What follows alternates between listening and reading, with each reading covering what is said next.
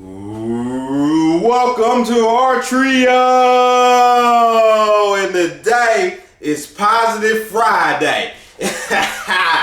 You know, I'm gonna fight for my people. You know, I'm not ready to give up yet.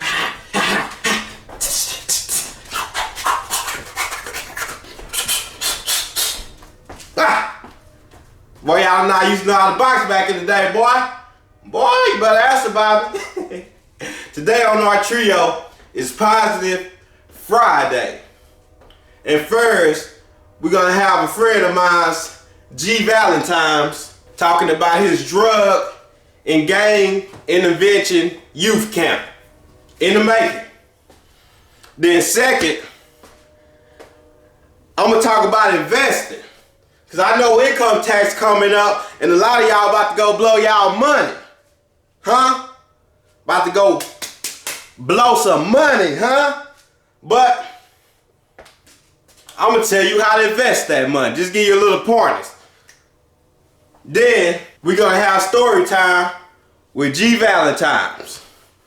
And just so no one misconstrued what's going on the show, I am not glorifying any gang activity. But he gonna tell a few stories for just any kids that think they want to choose that life. He gonna try to deter them to say it ain't what it is. Our trio, let's go! Do it, do it, do it, do it, do it, do it, do it, do it, do it, do it, do it, do it, do it, do it, do it. So introduce yourself to the people. Well, my name is Jorge Quinones, a.k.a. George Valentine. You know, raised in Oak Cliff, South Oak Cliff to be exact. Current situation is living in Navarro County, about 60 miles outside of Dallas going towards Houston. First, let's touch on the music real quick. All right, well, as far as music, I have two brothers. They're rappers slash, CEOs. www.whitehouserecords.com with a Z at the end. We currently, have an album out. You can hear it on Spotify, Pandora, the 2019 album, but we also have older albums, which, came out like year 2005 and, 2010. I'm real passionate about music. I'm a music writer. I write music, produce music. So now, what is your goal? What you're trying to accomplish with what's the name of the V Valentines gang and drug intervention camp? Yes, these days, me having a 6-year-old son and, all the things, negative things, that I've been through in my life, and, I really wanna, make something into something that's, gonna teach little young guys to do the right things in life, not make the same mistakes that I've made. Luckily, I was blessed, after being stabbed and shot at, and a lot of gang wars that I survived, and I'm here to tell the story, and I'm grateful for being alive. So I'm really, from the bottom of my heart, concerned about young guys.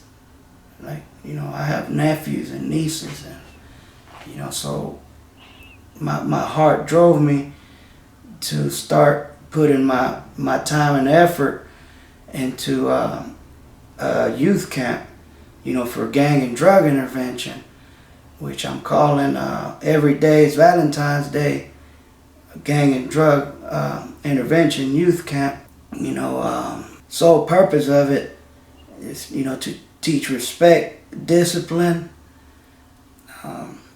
get them, fit, play sports, teach them some self-defense, teach them, bullying is wrong, teach them, hitting women is wrong, teach them, how to, overcome, these certain situations that they're exposed to, in life. I was raised in Oak Cliff, I'm from Durango, Mexico. I was born in Durango, Mexico, but been in Oak Cliff since I was 2 months old. I left Oak Cliff maybe 4 years ago, moved out to Navarro County, bought some land out here. Bought some land, I didn't know why I was buying, it's too much land for me.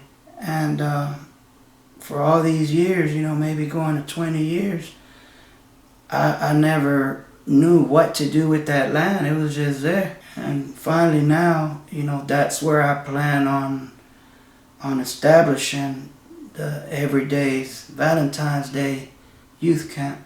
In the gang life, what gang was you a part of, and what did y'all do? I was a junior homeboy 13 out of Oak Cliff. I mean, gang banging, man. Like it was the wrong thing to do, because of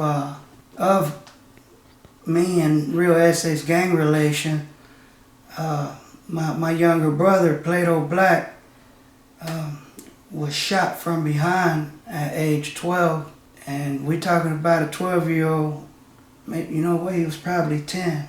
Talking about a young boy that has no affiliation with gangs, and was shot, maybe it was like a little bit around his back, lower back, over wearing a shirt that they said he shouldn't be wearing in a certain neighborhood where he visited some family members.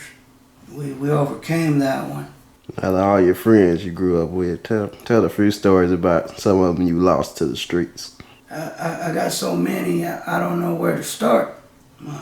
My friend, little Jesse, little Jesse got killed in a situation where a drug deal went wrong, and some guys, threatened to come and kill him.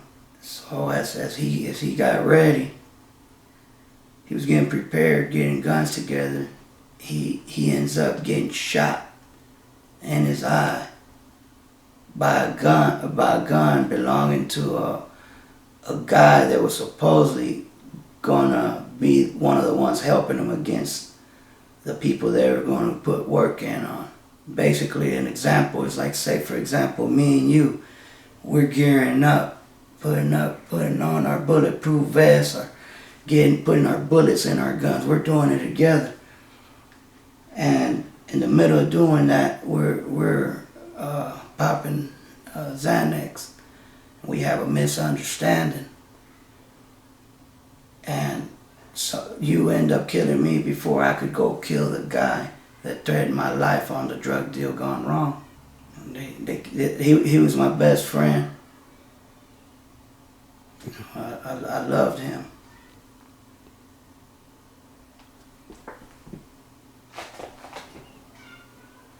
I got a lot of friends that are now in the penitentiary.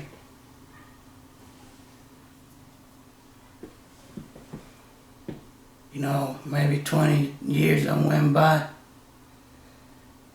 And, some of them might be coming home. Why was I spared, Like I was stabbed when I was maybe 22 years old.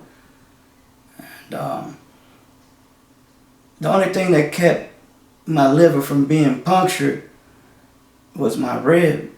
The knife hit my rib. The guy who stabbed me, I didn't see his face. He walked up from behind, he hit me. And I turned around and I just seen a guy running, blocked down. And usually, we would carry pistols, you know, and be ready. That day the neighborhood was hot, and the gang unit was circling, so I couldn't. And you know, I got hit up, and you know that happened. I've been in car accidents. Man, I've been shot at. I took penitentiary chances, like so many things, and I made it out. And I ask myself now, why? I believe, you know, with the way, you know, life has caused me to have like a change of heart, a different way of thinking. And I came up with the Everyday's Valentine's Day Youth Camp.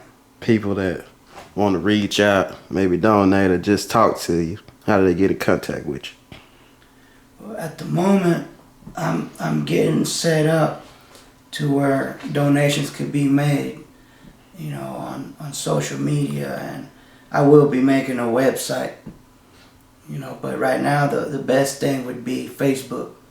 Facebook, you could find me as George Valentine, George with a G, George Valentine.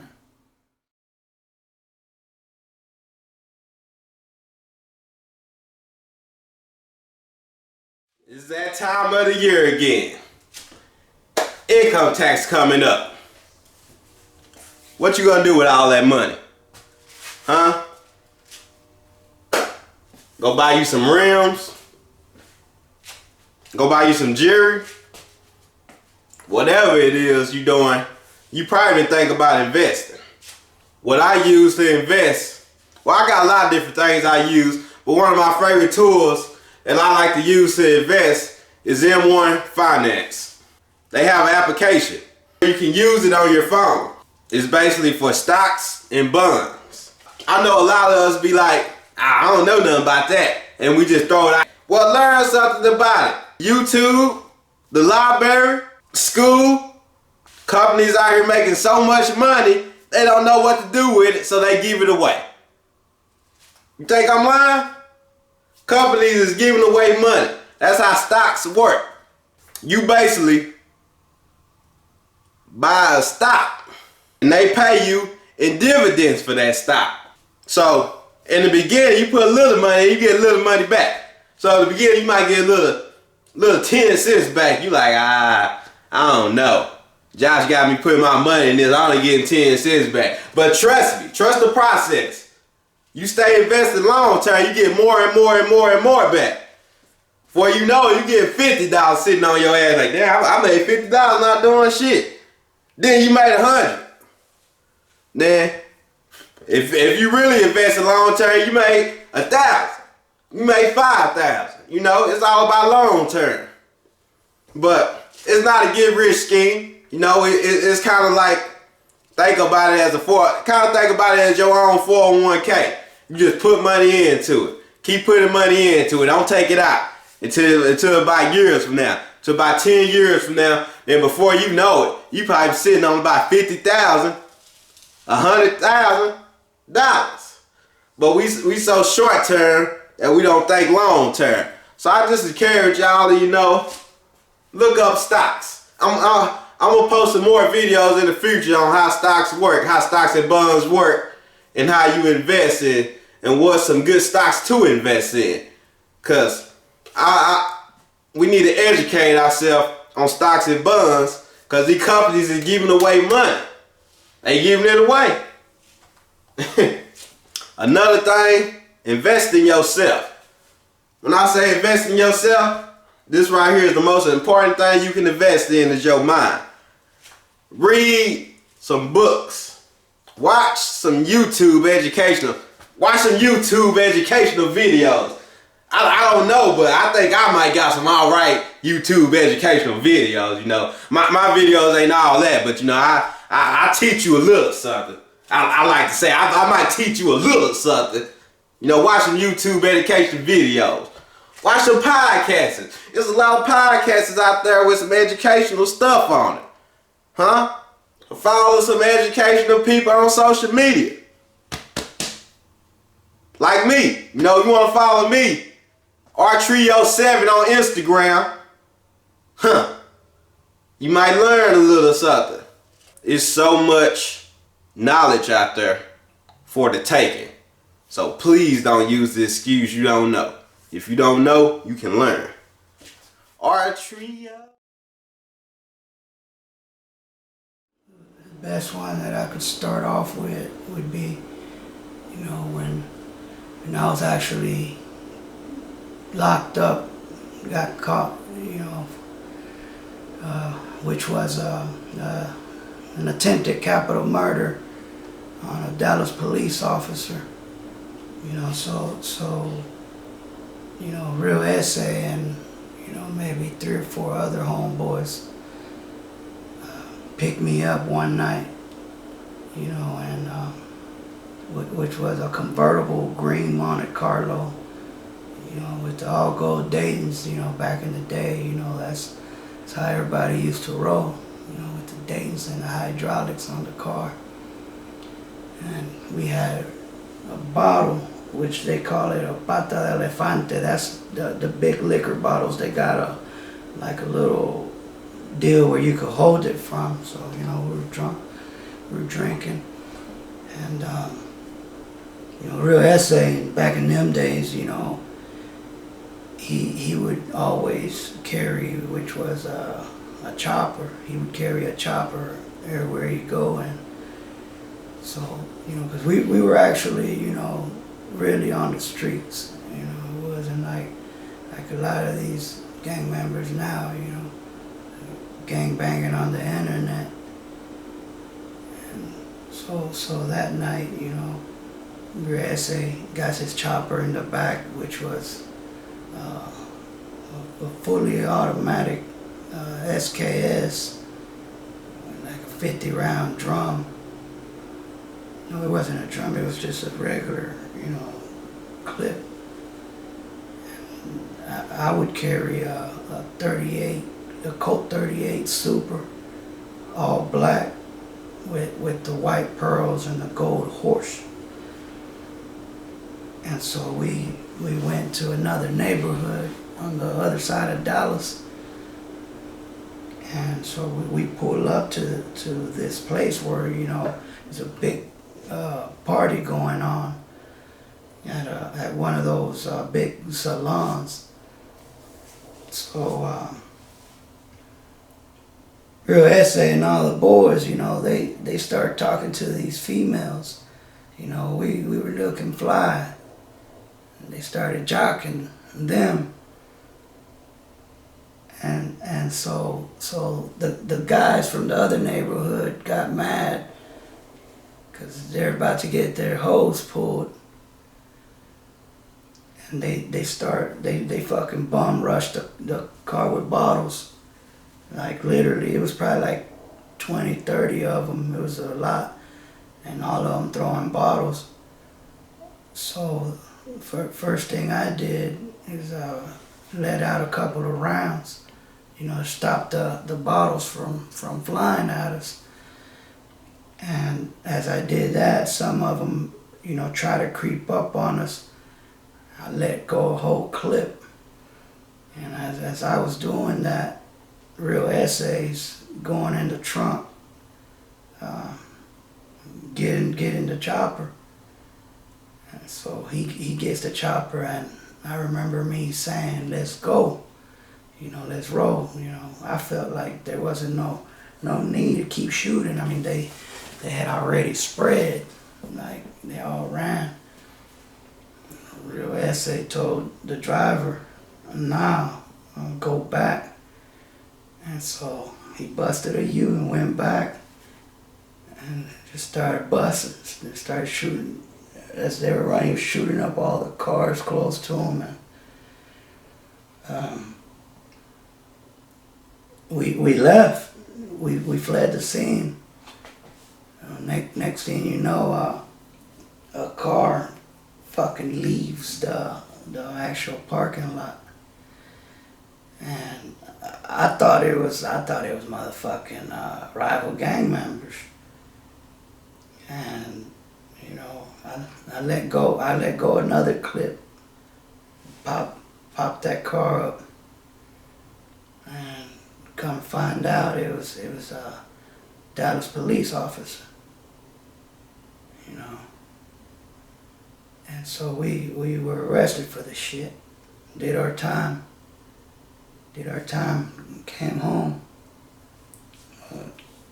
It was over, you know, I mean, it was over this fucking stupid shit, you know, over some fucking hoes, excuse my language, and, you know, teenagers that didn't know what the fuck they were doing.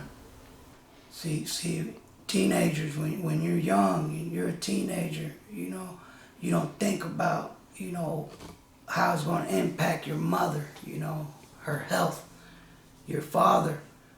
You know, my father lost his house, had to sell it, you know, to get us attorneys. It hurt him financially, impacted for decades. And, you know, people don't see that. When you're young, you don't think about that. I see it, I'm remorseful now. And I feel to you know, soothe what I feel in here, I need to do something good for the community. It will impact everything around you when you act foolish as I did. And like now, that's what it's all about. The youth, teaching them right, keeping them away from gangs and drugs, because it's real easy to be around gangs, to join gangs, and to do drugs when you're growing up in these neighborhoods, these you know, crazy neighborhood. And it really impacts people. So something's got to be done. You know, every day is Valentine's Day youth camp, gang and drug intervention.